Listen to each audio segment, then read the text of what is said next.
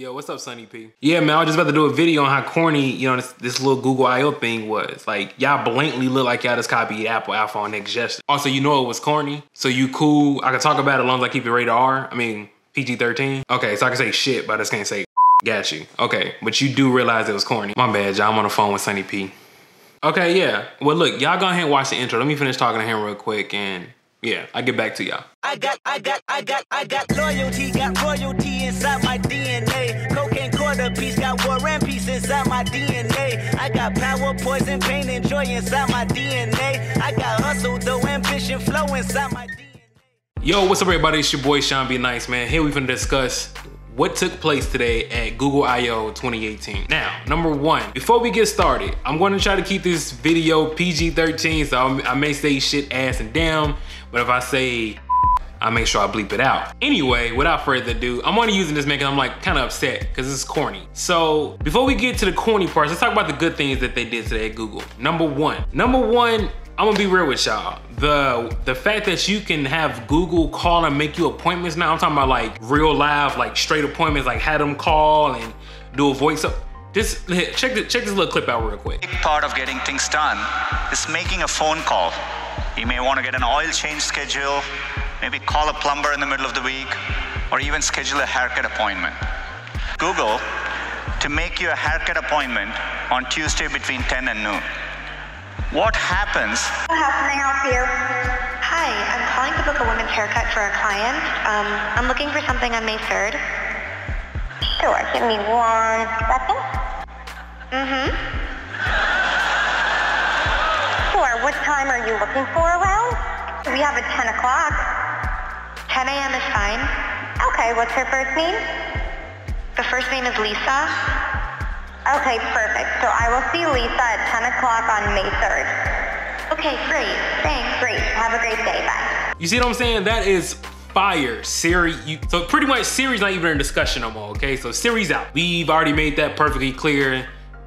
Bixby beating Siri ass now. So anyway, next, number two, they are updating Google Maps. And the reason I'm so excited about Google Maps being updated, I mean, there were some pretty cool things, but the standout feature to me was the fact that now when you are actually like doing a walking navigation, they'll pull up a big arrow box and show you like which way you're going, because walking navigation on Google Maps is just terrible. You can have Google Maps, like the navigation joint still open, and if you just bad with sense of direction like myself, you still can run into problems where it's like you still don't know where you're going. Now, only reason I know where I'm going is I'm from my city, so obviously, but there's times where in cases like I have no idea where I'm going and I still be messed up. So Google Maps, thank you for fixing that. The third cool feature that Google had that would be the fact that Google now has a way to monitor how much you use your phone. I mean, this, for somebody like me, I like that feature because I hate the fact that there's been times where I picked up my phone on many occasions to open up the same app I literally just looked at and closed out. So I'm, you know, since they all know that we have a phone problem now, including myself, like I said, I've calmed down. But either way, that's going off on a tangent. They now have it set up where you can look and monitor how much time you've been using the app and kind of give yourself like a daily allowance of how much time you want to spend on that app. And then with that being said, it'll kind of give you like a reminder like, hey, you're running over that threshold, might want to chill out. And then they also gray out the app on the actual home screen. So you won't have to even like, you know what I'm saying? If it's not in color, you know for a fact you shouldn't be using it, okay? You can obviously still access as much as you want, but if you're someone who kind of want to calm down your daily use limit on how much you use your phone, I think this would be good. Like personally for me, I would use that because I get tired of how much I use my phone. It's almost ridiculous at some point. Let's get to the corny things. There's two major corny things I want to point out. So before we get to the big one, we're gonna start at number two. Number two, I'm mad at the fact that they didn't mention YouTube Music Remix at all. Now, from what reports have been saying, and you can actually look at the app, which I'll be covering next week, YouTube Music is already kind of making that transition slowly to kind of take over Google Play Music, right? So now you can kind of find full hours on YouTube Music. Sometimes they'll be clean, sometimes you can find the explicit versions, but nonetheless, now they didn't mention that one time at all during the keynote, and I'm confused. Like if the product is gonna be ready this year, you guys don't have another event other than the Google Pixel. That's the only other time they probably can mention it, which I'm hoping they will. But if YouTube Music Remix is supposed to be ready sometime third quarter, I would think they would kind of discuss it now, just kind of like, you know, maybe do a beta version, see how it is,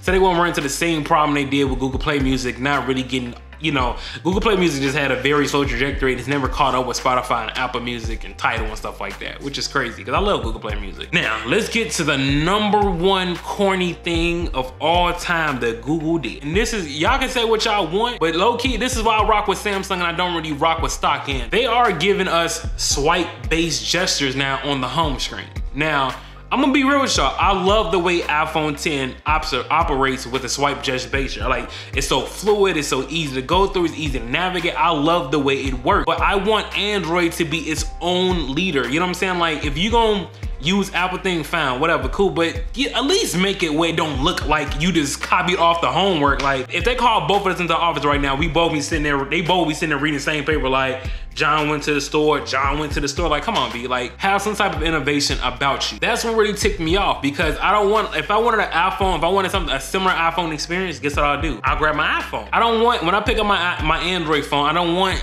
to, you know, I just don't want that. I want it to be its own platform, its own OS. And I feel like Google just kind of like low-key got lazy when it was just like, yo, B, just, we ain't got nothing else. Right now we throwing shit at the wall hoping it'll stick. So let's just see what we got. So don't get me wrong, I was impressed with the other small features that Google announced. I mean, it just wasn't worth, you know what I'm saying, mentioning in this video. I just kind of wanted to get those 3 things that I loved about it and those 2 things that I was kind of upset about. But the #1 thing I was upset about was the iPhone gesture-based thing. But that could be me. I could just be tripping.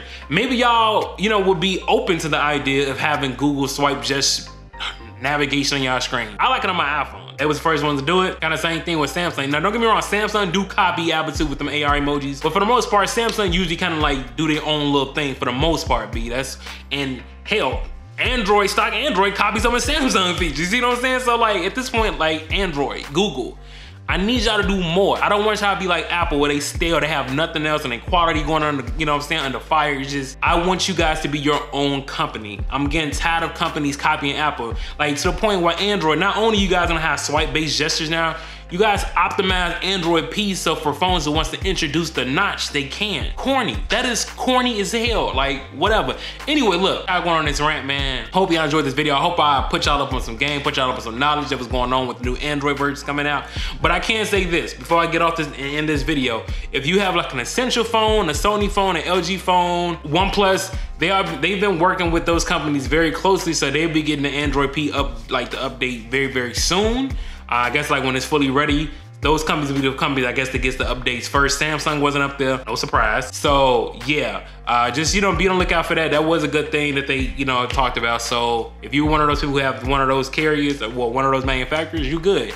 If you're somebody like me who really, you know, only really rock with Samsung and sometimes HTC products, then you might just be SOL. But nonetheless, man, make sure you go ahead and leave a thumbs up button. Make sure you subscribe. I definitely got more heat rock coming. Y'all seen the boy with the DexPad joints. If y'all haven't seen those videos, I make sure I link them down. Well, link them at the end of this video. Other than that, it's your boy Sean. Be nice, man. I'm out. Deuces.